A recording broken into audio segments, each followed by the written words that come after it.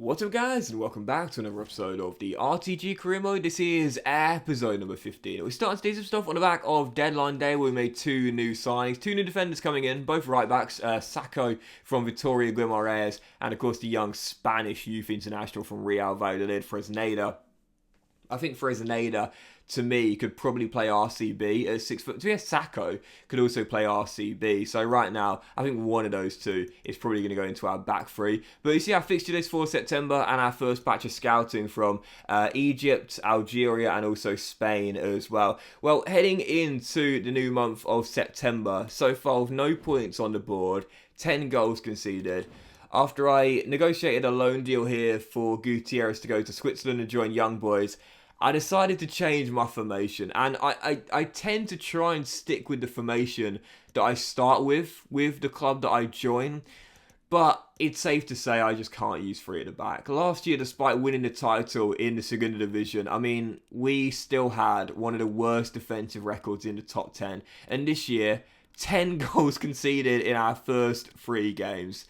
I need to get more defensively stable, no doubt about that. So I didn't decide to switch to a 5 at the back preset system, but in the end, kind of make my own through tactical adjustments. What we're going to do, or positional adjustments, I should say, what we're going to do is we're going to play a 5-2-2-1, but the attacking mids are still going to be quite wide, if you will. So they can drift out onto the flank, which means that the wing backs aren't completely on their own, because that's one thing I was noticing with this Malaga team, was that oftentimes those wing backs, I mean, they had no cover whatsoever, and they had no one really in front of them. So all game long they're bombing up and down the pitch. There's no one really else there.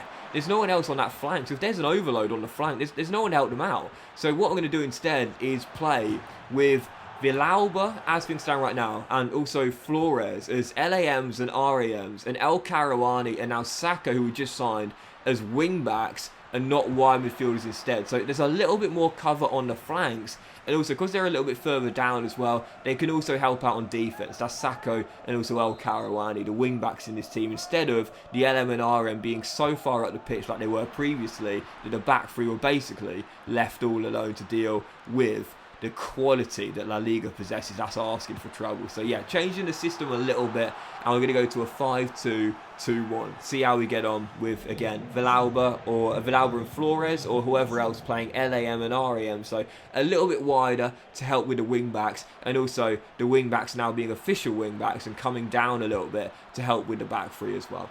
So first game, playing the 5-2-2-1, Athletic Bilbao away in the Basque region, heading to the game. Well, not a great start. I fell behind early. We would find our leveler soon afterwards. A damn Traore, 2-2 for Traore, and that's going to be crucial as well for me. Traore as a left forward in this team with Flores on the right. Look, this guy's going to get goals. He's already got 2 this season. That's his second right there. He's not a defensive player, and that's where I think I went wrong in the first 3 games. Playing with RM, and that's asking for trouble. He's got a low defensive work rate. He's not a defensive player, but he can get you goals going forward. 5's in our level, and 68 minutes in, Toni Flores puts Malaga in front. And for the first time this season, Malaga are leading a game of football. It is Toni Flores basically going coast to coast, and with a weaker left foot drills it in to the far corner. Malaga take the lead. Traore and Flores, the LAM and REMs, getting the goals.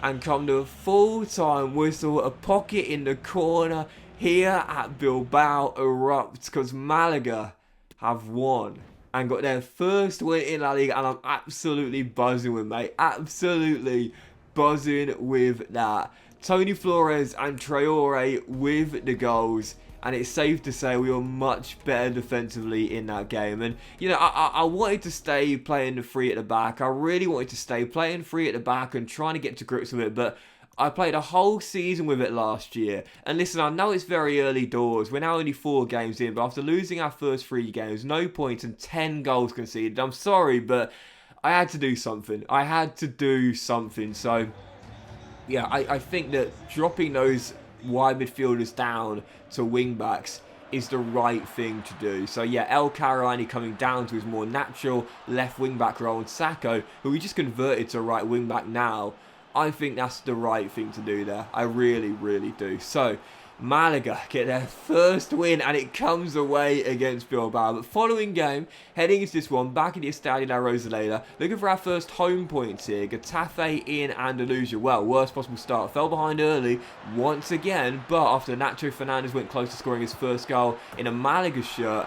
Oh, what a start for the kid. What a start for the kid. And we often see this, how can a young player that's done well in the second tier adapt to life in the top tier? You think of, star players in the Championship that go into the Premier League. Can they adapt to it? Your Mitrovic, who scored, top scorer in the Championship last year. Can he adapt to a Premier League this year? Could Jack Grealish do it when Aston Villa go into the top tier? Could Brennan Johnson do it this year, for example, not in the Forest of the Premier League? Well, Tony Flores, he's got no problems whatsoever. It's 4 goals already for Tony, and it is free for Adama Traore. Picked up on a free transfer. Traore makes it 2-1, and we lead. And with 2 minutes to go, clinging on to back-to-back wins on our first win in front of the home faithful at the Estadio La Rosaleda.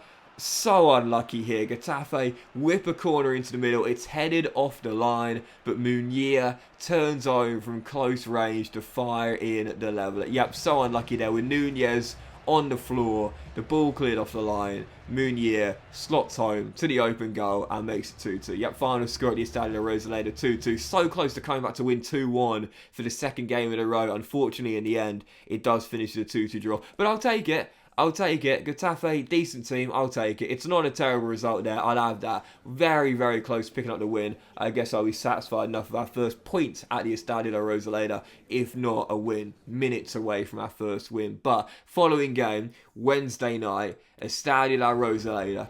First Andalusia derby of the season. They came up with us last year in second place. Granada. Heading into this game, early season relegation 6-pointer. So far, no wins at the Estadio La Rosaleda. Just 1 win in our first 5 games. Taking on Granada.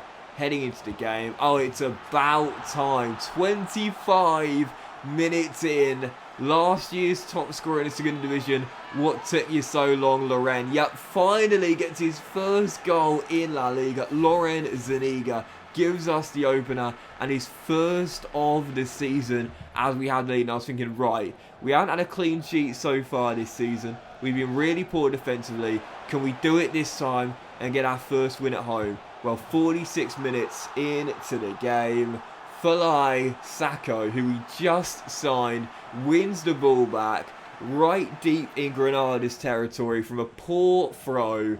And Zuniga receives the ball one-on-one, second goal of the game, and Malaga lead by 2. And don't forget, those wing-backs are still going to contribute. They're still going to contribute in this system, even if we are playing with, the LAM and the REM being a little bit wider now instead of being a little bit narrower. They're still going to contribute down those flanks, and they do right there. Sacco with the assist, and then late on in the game, a first goal this season for El Akab off the bench, makes it 3. Poor goalkeeper, to be fair, but we will take it. Final score at the Estadio La Rosaleda, and finally, well, I guess in the end it is 4th time lucky. Malaga win their first game at home this season. Absolutely buzzing with that. Yep, it is a win at the Estadio La Rosaleda finally, and it comes against Granada. 4th time lucky as we win the Andalusia derby there.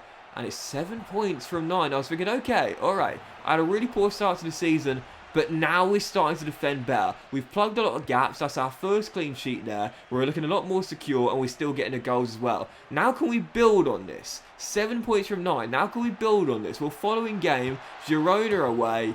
Oh, what a start to the season. And I thought my biggest sign this season was going to be Adem. I thought my second biggest signing would be Nacho Fernandez. It's not, it's this guy. It's this guy, Adama Traore, with another. It is 4 goals already for the former Wolves winger. Adama Traore with another. And he was saying to me, Gaffer, why are you playing me right mid? I'm not going to track back. And in the 3 at the back system that we were playing, it's asking for trouble with a low defensive work rate. But we've moved him further forward to LAM, and he's absolutely loving it further forward, man. Adama Traore makes it 1-0. Did you see Sacco there as well, causing that ball to go out for the goal kick? Man, this guy is so good. I really, really like his energy. 90 Stanley, you love that. And then late on in the game, as we are still leading by a goal, looking to make it 3 wins in 4 and back-to-back wins for the first time this season and back-to-back clean sheets. Nacho Fernandez, experienced pro, makes a great tackle late on